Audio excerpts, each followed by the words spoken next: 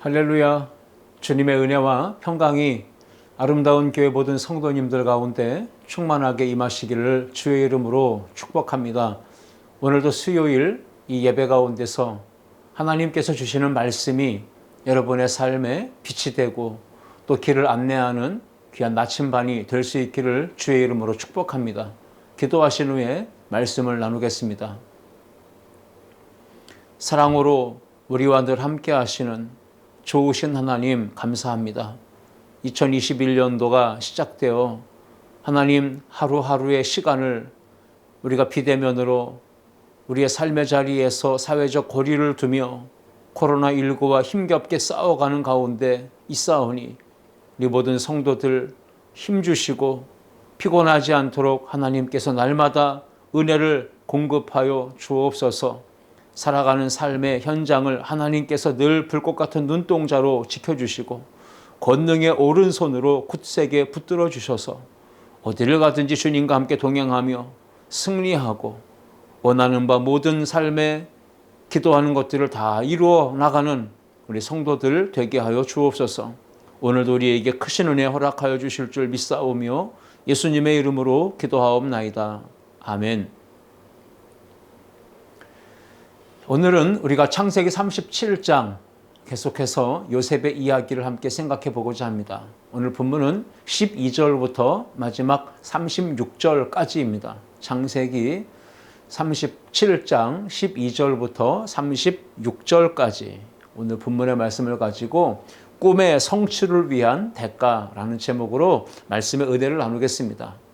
오늘 창세기 37장 오늘 본문의 내용을 좀 구조를 간단하게 먼저 설명을 드리자면 12절부터 14절까지는 이 요셉이 아버지로부터 심부름을 명을 받지요. 그래서 형들이 있는 곳으로 가서 안부를 확인해 보고 오라 이렇게 아버지의 명령을 받들게 되죠. 15절부터 17절에 보시면 요셉이 아버지의 말씀을 순종해서 심부름을 갑니다. 형들이 있을 것으로 예상했던 세겜으로 갔지만 만날 수 없었고 거기서 더 올라가서 도단이라고 하는 곳에서 형들을 만나게 되죠. 그리고 이어지는 18절부터 22절 말씀에서는 형들이 요셉에 대한 악한 계획과 음모를 가지고 요셉을 죽이려 합니다. 그때 맏형 장자인 르우벤이 동생들을 만류하면서 요셉을 살려내려고 합니다. 구출하려고 마음의 계획을 갖게 됩니다.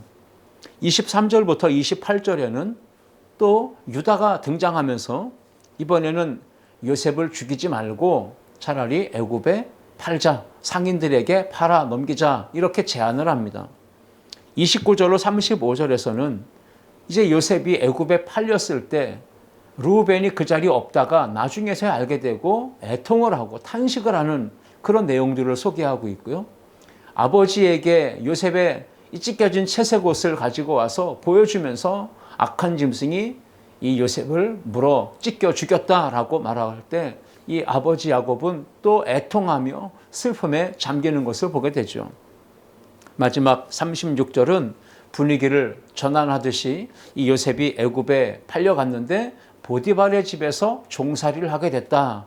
이런 내용으로 마지막 오늘 본문을 정리하고 있습니다. 굉장히 스토리가 긴박하게 그리고 기대감 있게 궁금증을 불러일으킬 만큼 아주 흥미진진하게 진행되고 있는 것을 우리가 보게 됩니다. 자, 오늘 우리가 읽은 이 본문의 내용을 이제 함께 생각해 볼 텐데요.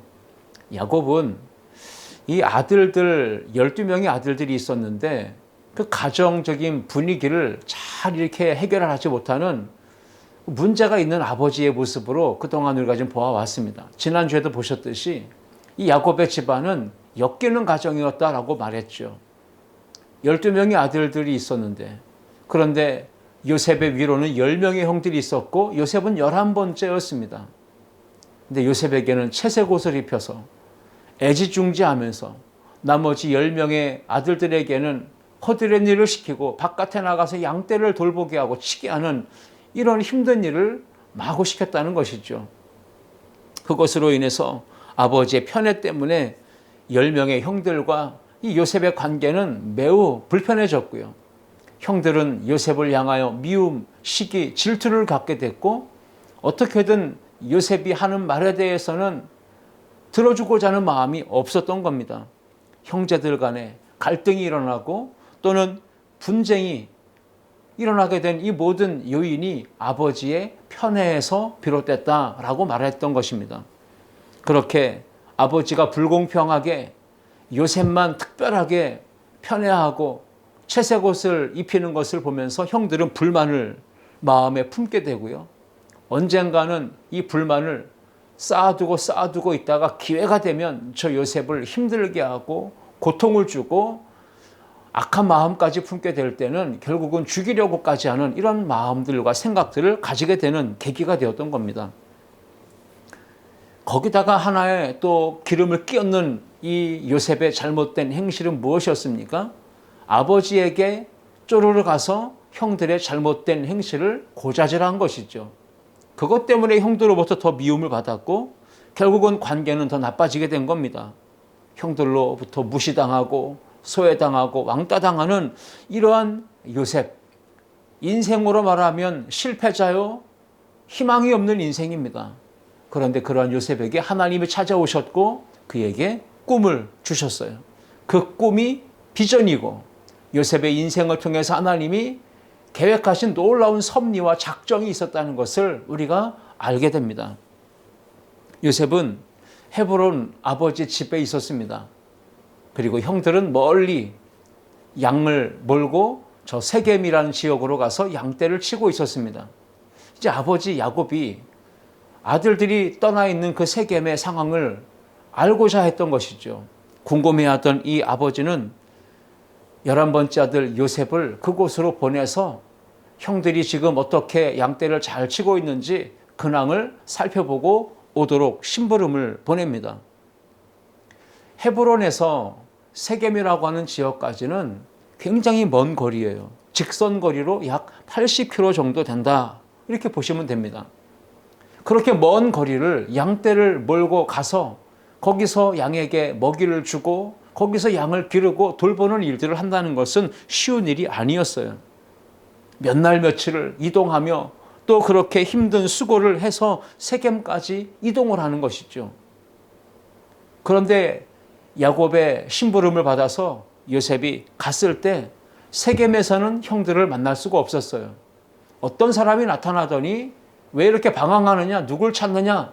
그래서 요셉이 자초지종을 이야기했더니 그 사람이 요셉이 찾고 있는 그들이 도단으로 간다고 했다. 이 소식을, 이 정보를 알려줍니다. 그래서 요셉은 거기서 더 20km에서 30km 정도 되는 길을 더 올라가서 도단이라고 하는 지역으로 이동을 하게 되고요. 결국 거기서 형들과 만남을 갖게 되는데 요셉은 그곳에서 어떤 일이 벌어질지 알지도 못한 채 그곳으로 올라갔습니다. 결국 우리는 이미 다 알고 있는 사실이지만 요셉이 형들에게 인신매매를 당하듯 팔려서 상인들에게 팔려서 애굽으로 가게 되고요. 애굽의 보디발의 집에서 노예 생활을 하게 되는 이러한 이야기의 전개를 이제 우리가 창세기 이후의 말씀을 통해서 다 살펴보게 될 것입니다.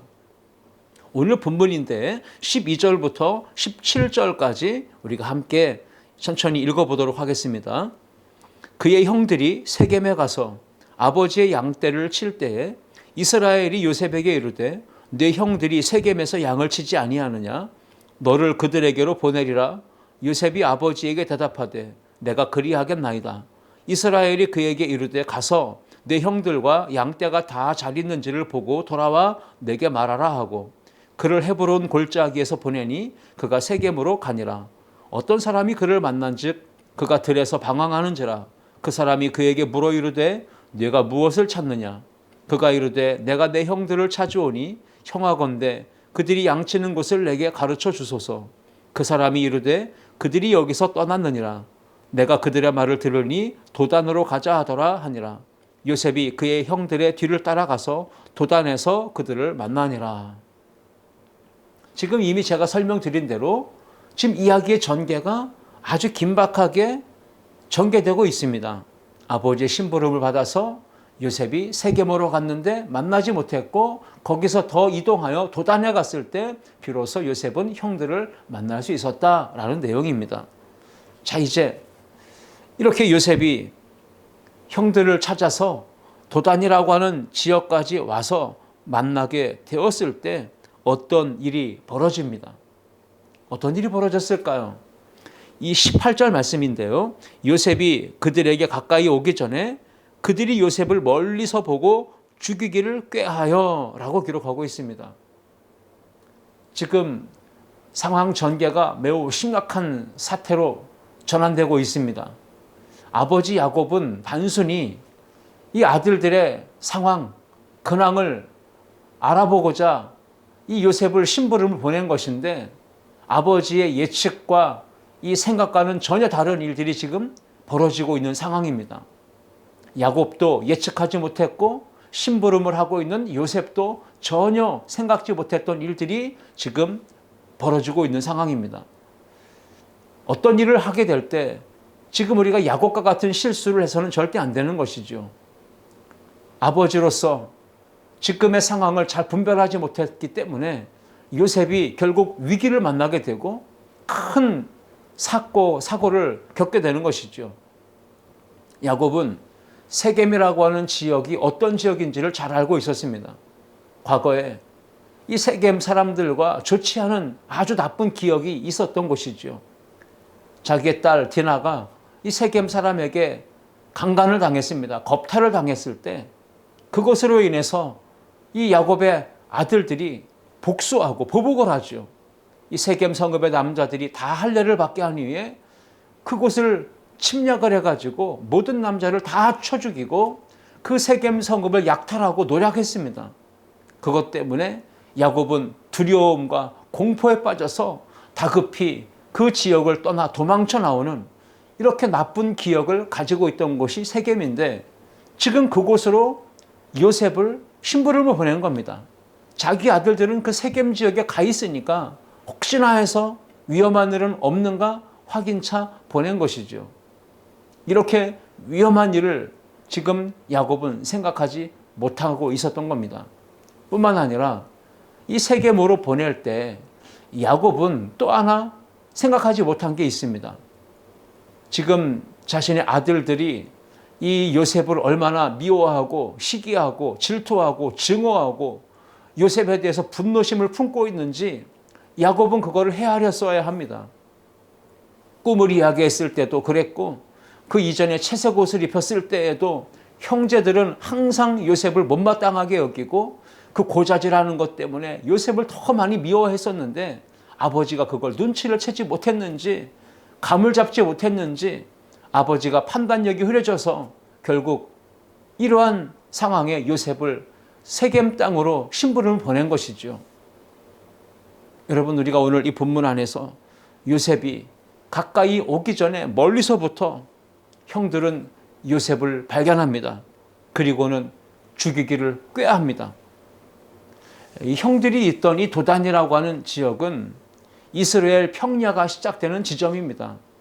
넓은 평야지대이기 때문에 멀리서 누가 오는 것이 한눈에 시야에 들어옵니다.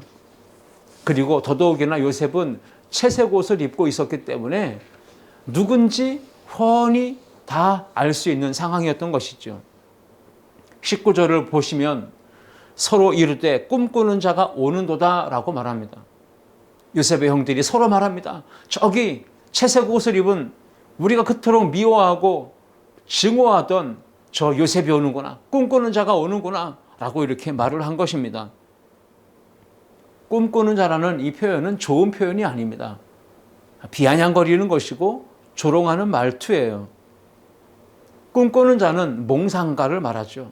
헛된 꿈에 취해서 사는 사람, 허풍쟁이, 그런 뜻을 가지고 있는 게 꿈꾸는 자라고 하는 표현에 담겨있는 뜻입니다. 그동안 요셉이 두 번의 꿈을 겹쳐 꾸었을 때 형들은 매우 불쾌해했습니다. 그리고 요셉에 대해서 더 미움과 분노와 증오심이 더 증폭되어 있는 상태였습니다.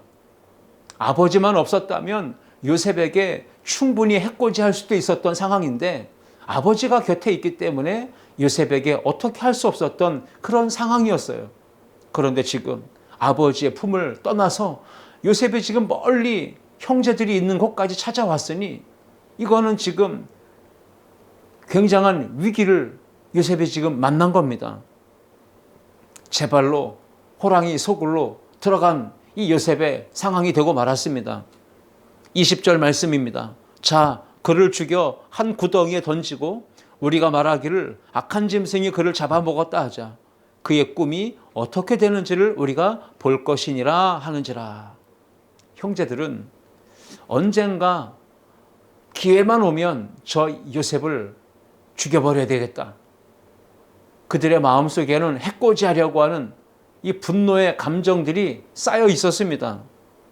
그러한 상황에 요셉이 오니 그를 죽여서 구덩이에 집어넣고 우리가 아버지에게 가서 말할 때에는 악한 짐승이 이 요셉을 잡아먹었다라고 거짓말을 하자. 그러면서 형들은 요셉이 그 꾼 꿈 2번이 어떻게 이루어지는지를 우리가 지켜보자. 이렇게 마음을 먹었습니다. 한두 사람이 아니고 모든 형제들이 다 그렇게 동의하고 악한 생각을 행동으로 옮기는 거예요. 요셉에 대한 형들의 미움, 증오, 분노의 감정들은 결국은 치밀한 계획으로 이어지고 작전으로 이어지고 음모를 함께 짜는 데까지 나아가게 하고요. 요셉을 죽이고 구덩이에 던지고 이런 일들을 모두가 다 반대 없이 함께 한마음이 되어서 움직였다라는 것을 오늘 본문은 우리에게 보여줍니다. 그러므로 여러분, 우리가 여기서 한 가지 교훈을 얻고 가야 될 것은 형제들이 오래전부터 마음속에 품고 있었던 악한 생각들이 있었죠. 그런데 그것을 실행으로 옮길 만한 적합한 상황을 딱 만났을 때 그들이 품었던 생각과 계획들이 행동으로 구체화되어 나타나게 되었다는 겁니다. 우리가 지금 어떤 마음을 가지고 있습니까? 어떤 생각을 품고 있습니까? 우리가 그동안에 마음속에 쌓아두고 품고 있었던 그 생각들이 악한 것들이 있다면 언젠가는 적절한 상황이 딱 펼쳐졌을 때 우리 마음에 쌓아뒀던 모든 감정들이 폭발하는 계기가 될 것입니다. 우리의 마음속에 품고 있던 생각이나 말은 언젠가는 행동으로 나타나고 입술로 말로 표현될 수 있다는 것을 우리가 생각을 해야 되는 겁니다. 우리가 무슨 마음을 품고 있는지 조심해야 합니다. 악한 생각, 악한 마음을 품고 있다면 그것들을 적절하게 주님의 은혜 가운데서 해소해 나가야 합니다.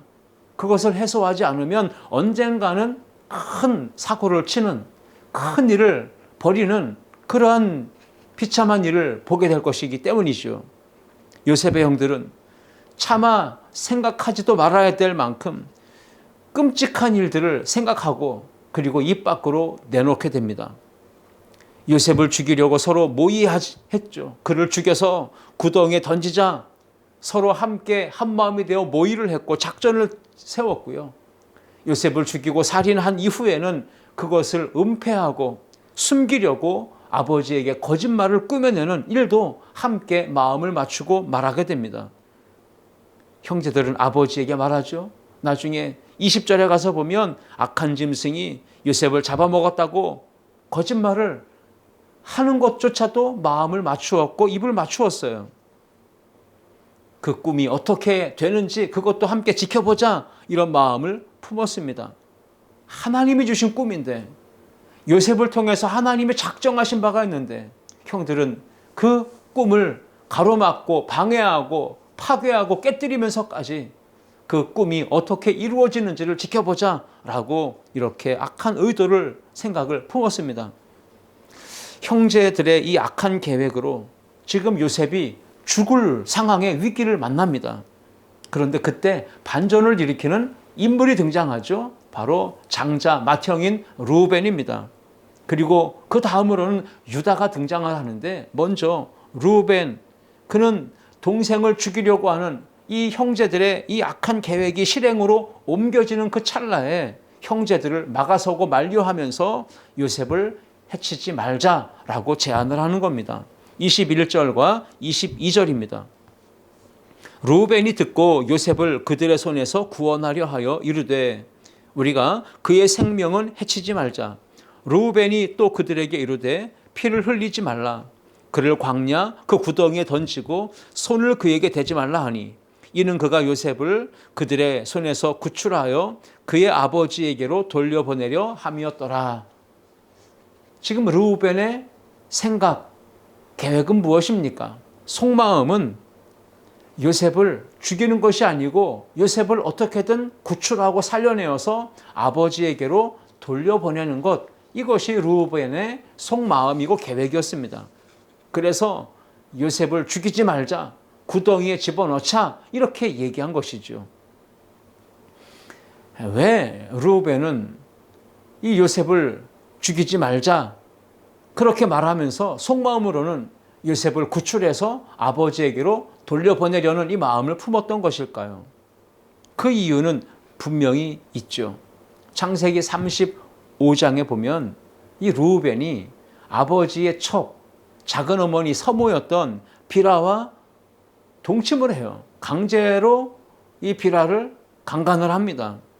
그렇게 큰 사고를 쳤을 때 아버지가 알게 되고, 그러니 이 르우벤 장자와 아버지 야곱의 관계가 깨어진 겁니다. 틀어진 거죠. 그래서 이 깨어지고 틀어지고 서먹서먹해지고 힘들어진 이 관계를 르우벤이 알고 있었기 때문에 이번 기회를 통해서 이 요셉을 구출해서 아버지의 품으로 돌려보내는 이 일을 통해서 아버지와의 깨어지고 틀어지고 서먹한 관계, 그동안 힘들었던 관계를 다시 회복하고자 했던 이 르우벤의 속마음이 우리가 읽을 수 있는 거죠. 그렇게 해서 르우벤은 자신이 장자이기 때문에 아버지로부터 장자의 축복을 얻으려고, 그리고 장자의 권한을 더 강하게 만들려고 하는 그런 생각을 품었을 것입니다. 르우벤이 동생 요셉의 그 생명을 해치지 말자라고 제안을 했는데 다른 형제들은 잘 들어주지 않았습니다.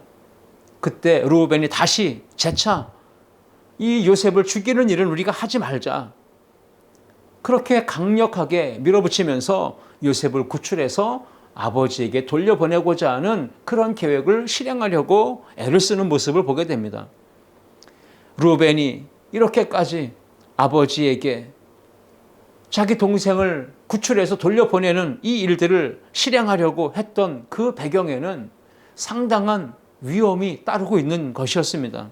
만약에 이 르우벤이 하고자 하는 일들이 동생들에게 들통나기라도 한다면 결국 아버지에게는 장자의 명분을 회복할 수 있는 계기가 되고, 그리고 작은 어머니 비라와의 그 강간 사건을 통해 깨어지고 틀어진 관계는 회복할 수 있을지 몰라도 다른 형제들과의 관계는 이제 더 깨어지고 파괴되고 원수가 될 수도 있는 그런 위험천만한 일이 지금 르우벤이 계획하고 있는 일들이었습니다.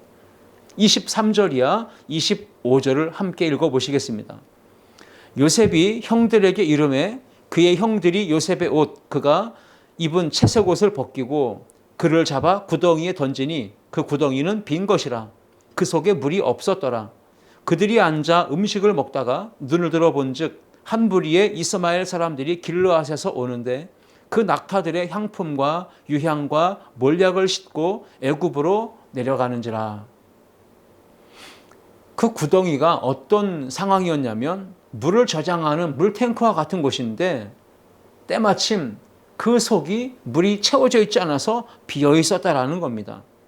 그런데 그 구덩이가 너무 깊고 아래는 깊고 넓지만 위로는 좁아서 혼자서 힘으로는 절대로 그 구덩이에 안에서 빠져나올 수가 없는 그런 형태로 되어진 것입니다.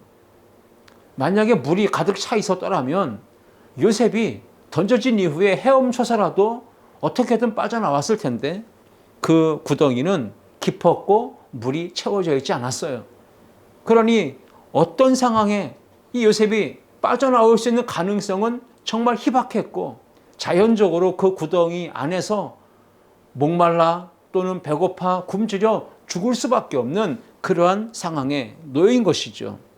자연적으로 죽게 내버려 두도록, 그래서 이 요셉을 구덩이에 던지도록 했는데 르우벤은 그렇게까지 해서라도 나중에 언젠간 틈을 내 가지고 이 구덩이에 와서 요셉을 구출해서 아버지에게로 돌려보내면 내가 아버지와의 틀어진 관계를 회복할 수 있을 것이다. 이런 계획을 세웠지만 그것이 이제 실패하게 되는 과정입니다. 형제들이 르우벤의 제안을 받아들이죠. 그래서 요셉이 가까이 왔을 때 가장 먼저 형제들이 했던 일이 무엇입니까?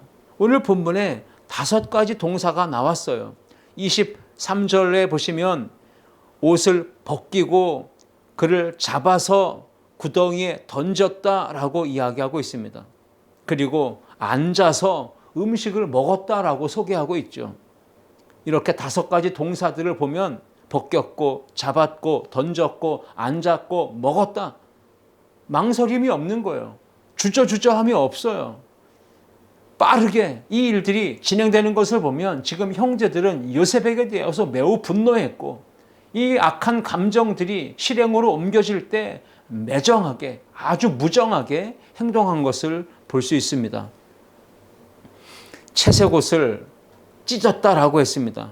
그 채색옷은 형제들이 볼 때에는 매우 상처가 되는 옷이었어요.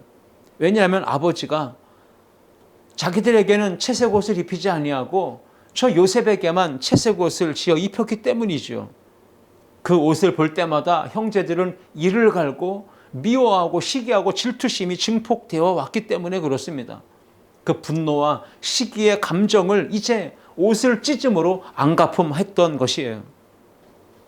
요셉을 구덩이에 던져놓고 심지어 아버지가 쌓아준 그 보자기를 열어 음식을 꺼내놓고 요셉은 그렇게 구덩이에 쳐놓고 형제들은 음식을 먹었다라는 것, 이것이 얼마나 인간이 악한 존재인지를 우리에게 여실히 보여주는 모습입니다.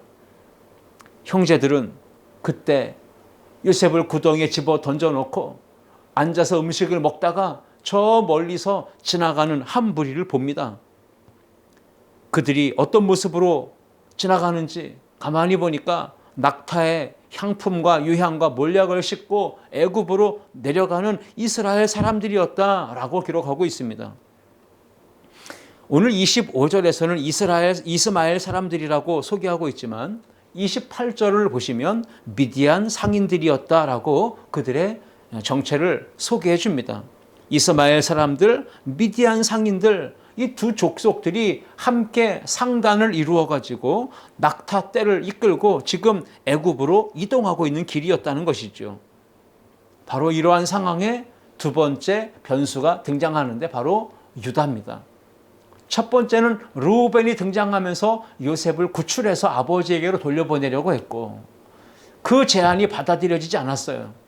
그런데 이번에는 유다가 등장합니다. 요셉을 살리기 위해서 르우벤과는 다르게 제안을 하게 되는 걸 봅니다. 26절과 27절입니다. 유다가 자기 형제에게 이르되 우리가 우리 동생을 죽이고 그의 피를 덮어둔들 무엇이 유익할까? 자, 그를 이스마엘 사람들에게 팔고 그에게 우리 손을 대지 말자. 그는 우리의 동생이요 우리의 혈육이니라 하매 그의 형제들이 청종하였더라.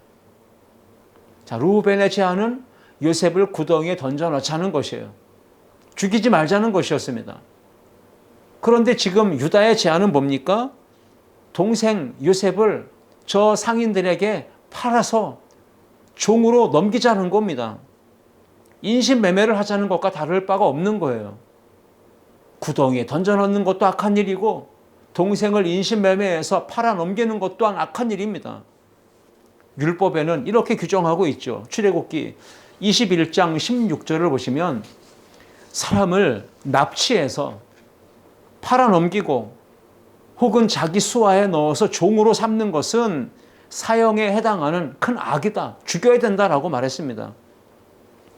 지금 유다가 제안했던 내용들은 그 생각 자체가 이런 거겠죠. 요셉을 저 상인들에게 팔아 넘겨서 요셉이 종이 되면 절대로 그 곳에 가서 종살이하면서 살 것이지 절대로 빠져나올 수 없다. 이런 판단을 했을 것입니다. 노예로 팔아 넘기게 되면 구덩이에 던져서 죽이는 것과 별반 다를 바 없이 우리는 이제 요셉을 두 번 다시는 만날 일이 없을 것이다. 이렇게 판단하고 생각했던 것 같습니다. 하는 말이 무엇입니까? 26절에 이렇게 얘기하죠. 그의 피를 덮어둔들 무엇이 유익할까? 구약 성경에는 피는 곧 생명이니라 말씀했습니다. 그러니까 사람은 죽여서 땅에 묻을 수는 있지만 그런데 그 피가 하늘을 향하여 호소한다라고 생각했던 것이죠. 구약 성경에 보시면 창세기 4장에 가인과 아벨의 이야기가 나옵니다. 가인이 동생 아벨을 돌로 쳐서 죽입니다. 그때 하나님이 가인에게 이렇게 말씀하시죠. 네가 무엇을 하였느냐? 내 아우의 핏소리가 땅에서부터 내게 호소하느니라. 창세기 4장 10절 말씀에 내 아우의 핏소리가 땅에서부터 내게 호소한다. 하나님이 말씀하셔요.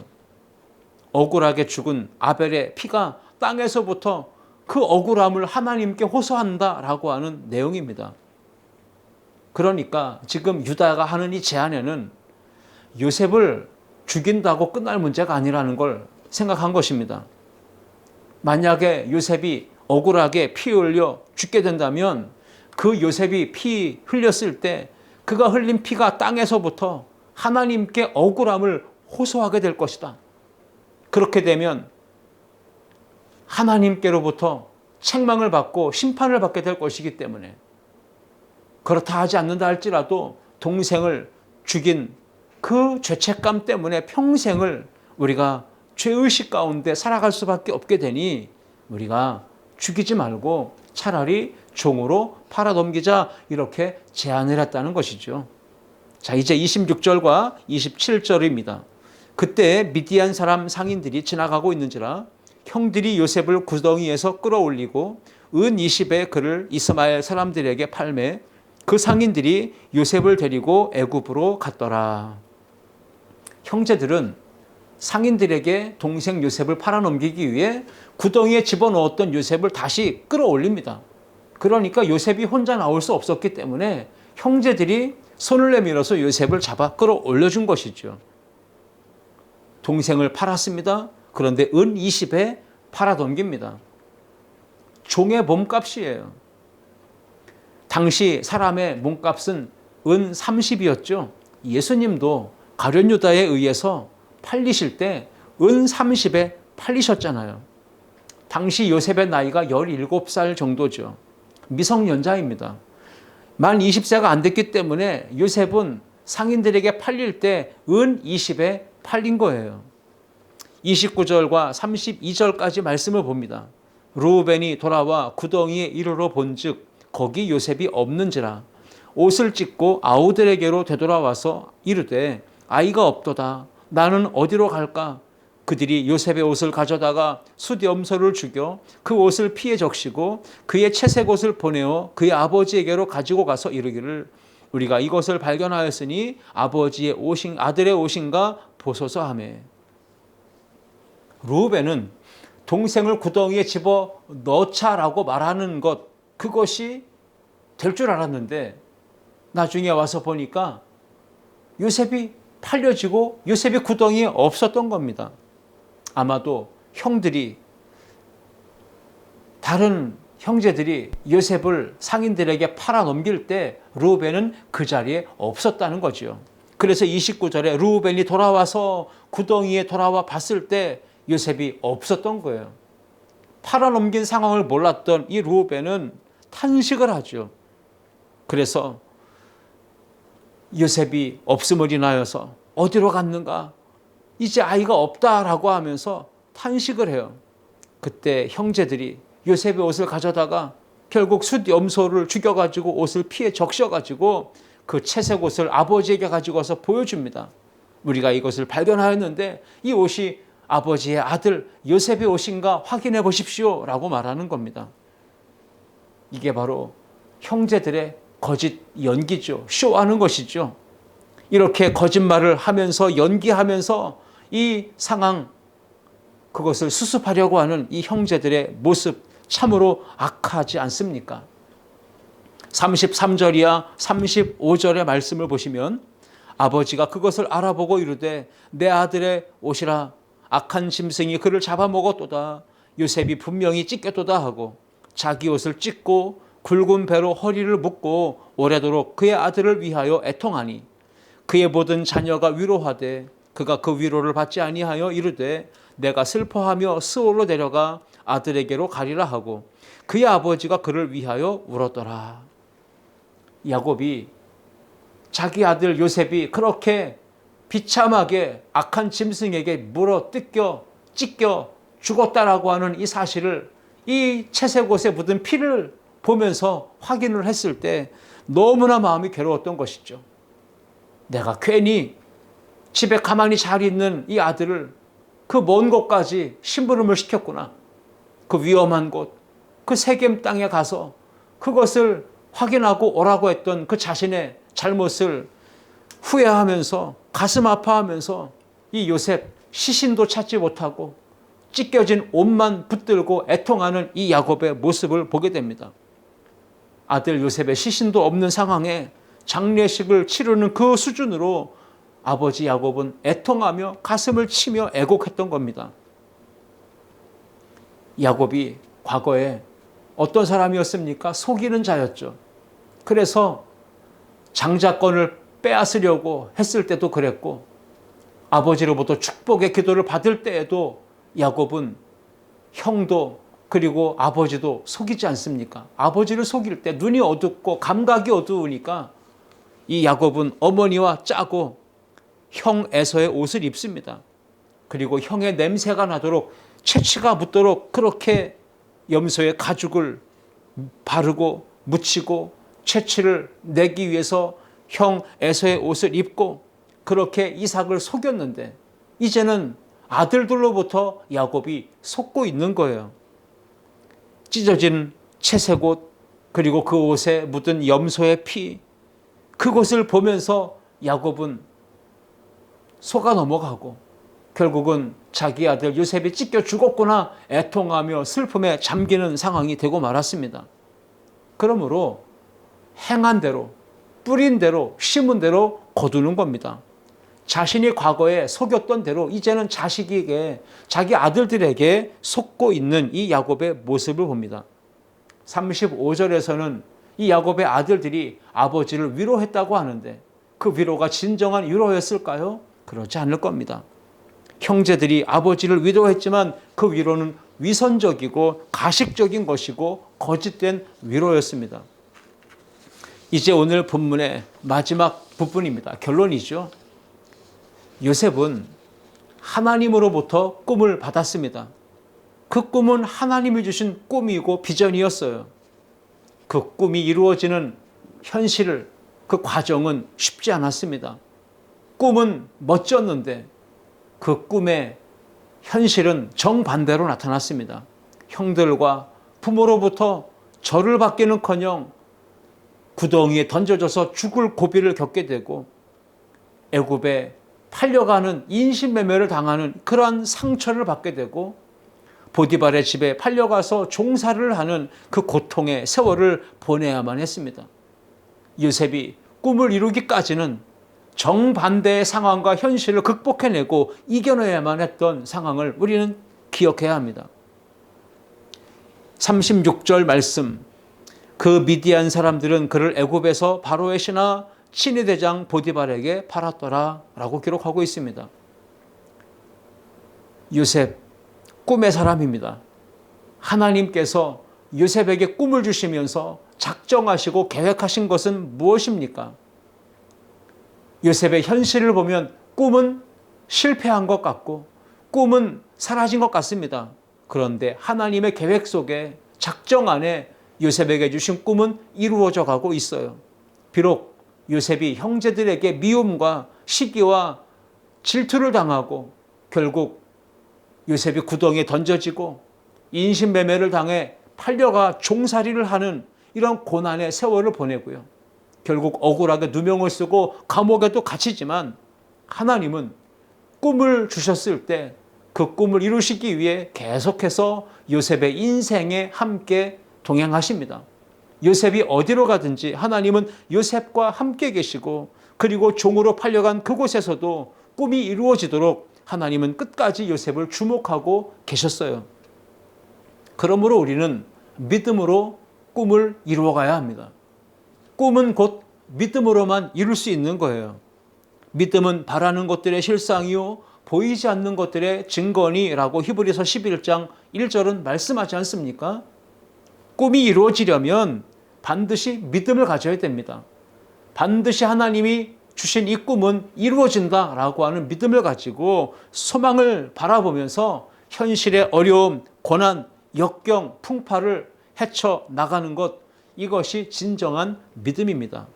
요셉은 그런 믿음을 가졌어요. 하나님이 주신 이 꿈 붙잡고 포기하지 않았습니다. 끝까지 인내하며 꿈의 성취를 바라보며 나아갑니다. 비록 현실은 꿈과 정반대의 상황이 펼쳐진다 할지라도 요셉은 믿음을 가지고 나아갔습니다. 그러므로 오늘 저와 여러분들이 2021년도 또 하나님이 주신 은혜를 붙잡고 소망 가운데 나아갈 때 부정적인 상황, 환경, 문제들, 어려움을 바라볼 것이 아니라 나에게 꿈을 주시고 비전을 주시고 그 꿈과 비전이 이루어지도록 늘 나와 함께 동행하시며 나를 응원하시며 나를 인도하시며 나를 도와주시는 그 하나님께 소망을 두고 믿음으로 나아가는 우리 모든 성도님들 되실 수 있기를 주님의 이름으로 축원합니다.